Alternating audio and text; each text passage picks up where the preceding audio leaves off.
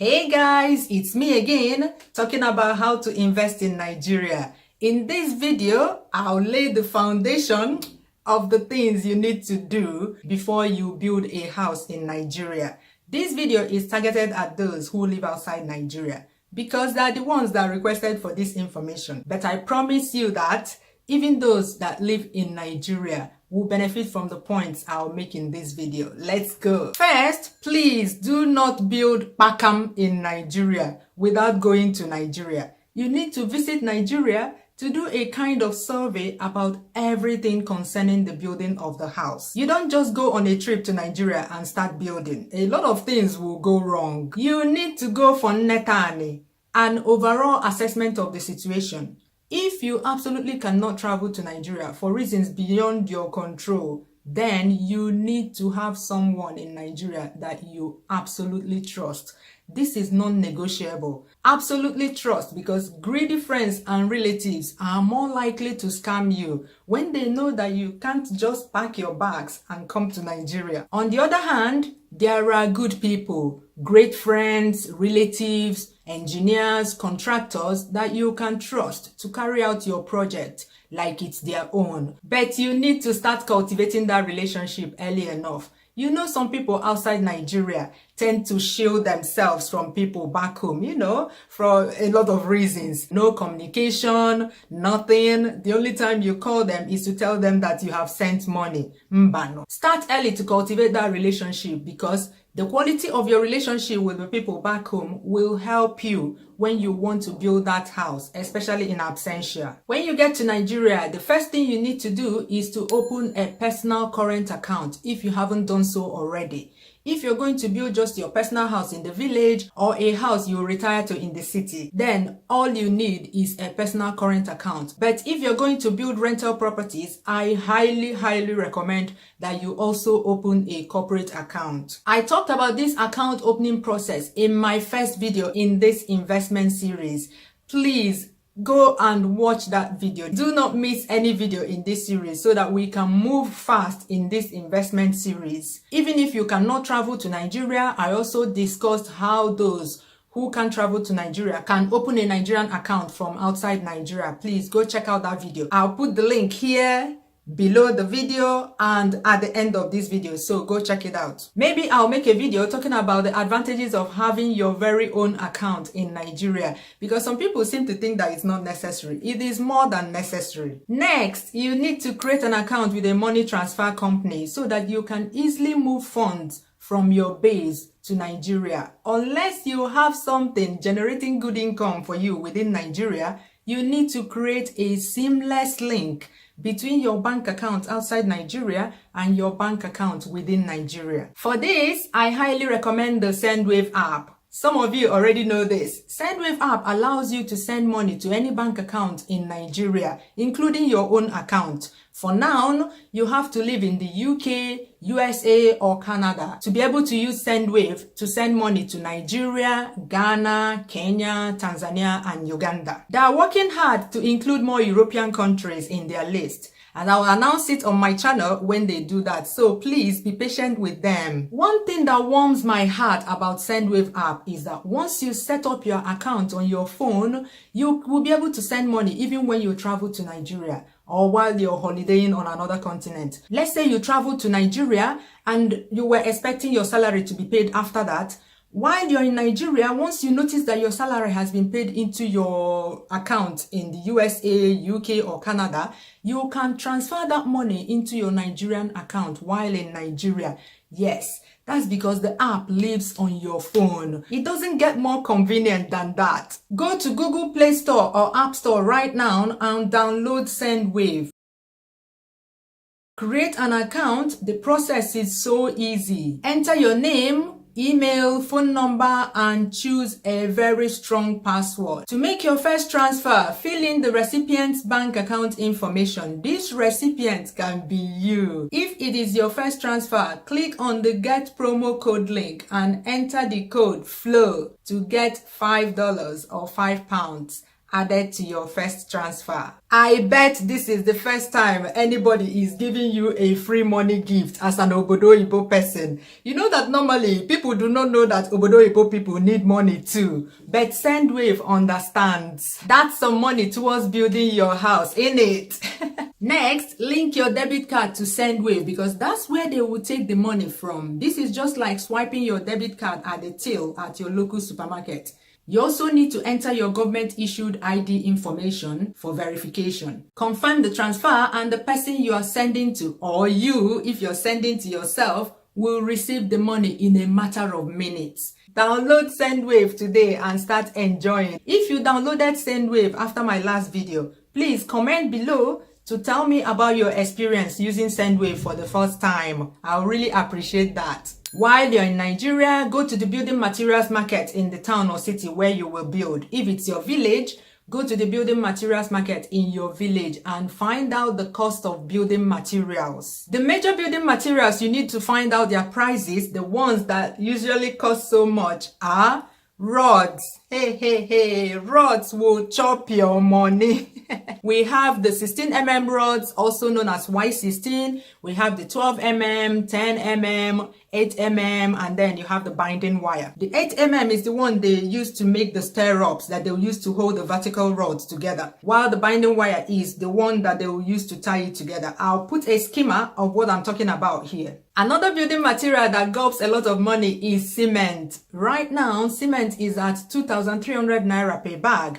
Then you need to add loading and offloading and transportation to the site to that amount. The prices of building materials are always changing. Cement and rod are imported, so their prices depend on the dollar to naira exchange rate. So while doing the market survey, get the contact telephone numbers of these market sellers so that even when you go back to your base and work is going on, you can easily ring them or WhatsApp them to find out the current prices of these materials. And talking about WhatsApp, in this day and age, make sure that anybody you're dealing with in this house building business has a smartphone and is able to send you images, videos, text, whatever update you need via WhatsApp. Else, when you get back to your base, you'll be so frustrated with the inability of these artisans to send you updates about the project. From the building material sellers, the engineers, contractors, and the major artisans, most people have access to smartphones these days, so try and contract someone that has one. Unless your village is so remote that even internet service is not available there, then you can manage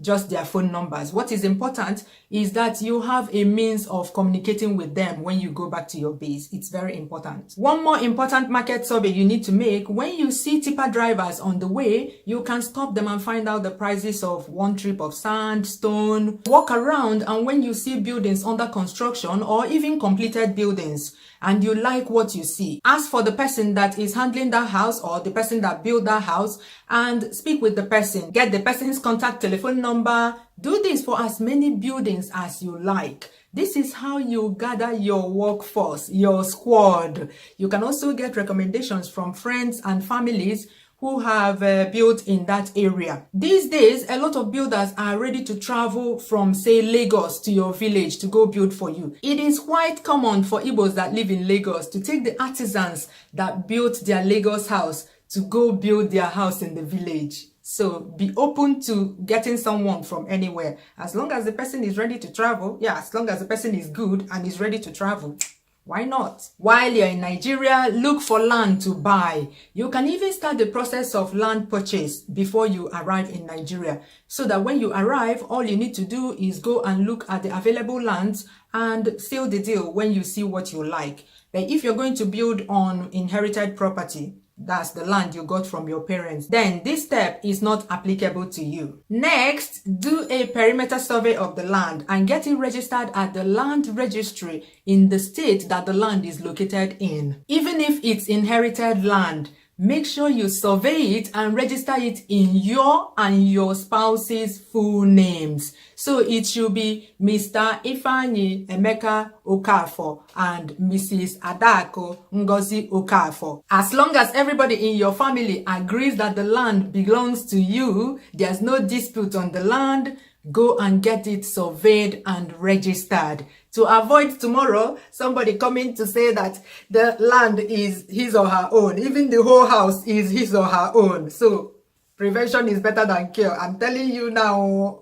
For Lagos State, this process is quite complicated. I don't even understand it enough myself to be able to pass on that information to you. So I'm going to talk about how it's done in Anambra State because that one is simple. And I believe it's similar for other states that are not Lagos. So 1, survey the land. For private land, including inherited land, just find a good surveyor to do it for you. Even if you have started building on the land or you have completed the building and already living in it, the land can still be surveyed. If it's a government land, it's usually already surveyed for you. 2, take the survey plan to Ministry of Lands, Government House, Oka, to register the survey. 3, apply for the CFO, that is Certificate of Occupancy, if you want. You can apply for CFO even for inherited land. For any type of land that you're trying to apply the CFO of, they will tell you the documents you need to bring. Because this is a government office process, it can be riddled with slow logistics. Go and get your file here, go and submit it there, go and photocopy this, photocopy that.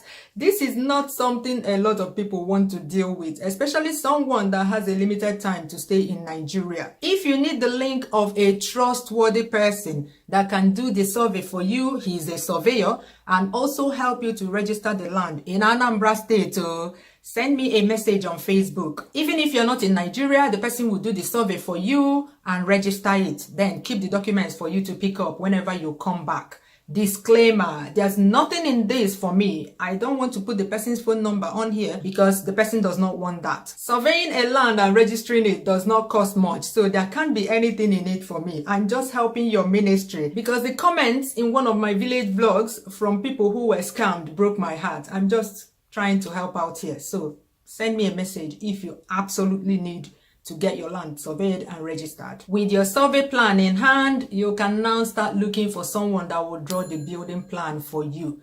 They need to see the size and shape of the land so that they will know the size of the house that can fit into it and how to position it. If the person that will draw the building plan is right there in your village or close to where the land is, they don't need to wait for the survey plan to come out before they can start, because they can come and see the land physically and then they can go and make the drawings. But if the person is out of town, you need to scan or photograph the survey plan and send to the person. All the information they need to make the building plan will be on the survey plan. The person starts with a draft building plan, then you go back and forth with him or her and make changes till you're happy with the plan.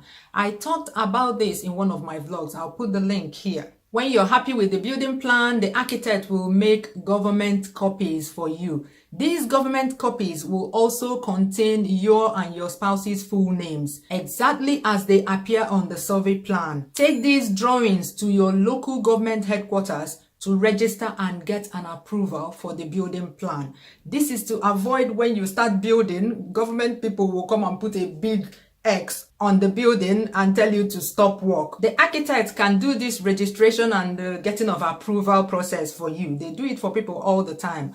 With all this information and documents in hand, you are now ready to start building that house. If you are enjoying this series so far, all I ask is that you click the like button and share it with your friends and family. Any information that I know you will find helpful, I'm going to share it on my channel. These are information I wish someone had told me before I started investing. Comment below to tell me a story. Tell me about yourself. You know, I want to get to know the people that I'm talking money with. In my next video in this series, I'm going to talk about how to avoid unnecessary expenses when building a house, especially being scammed by greedy relatives and friends. Madre mia! The video that you all have been waiting for. In the meantime, click this box here to watch more videos in this investment series. Bye bye! See you soon!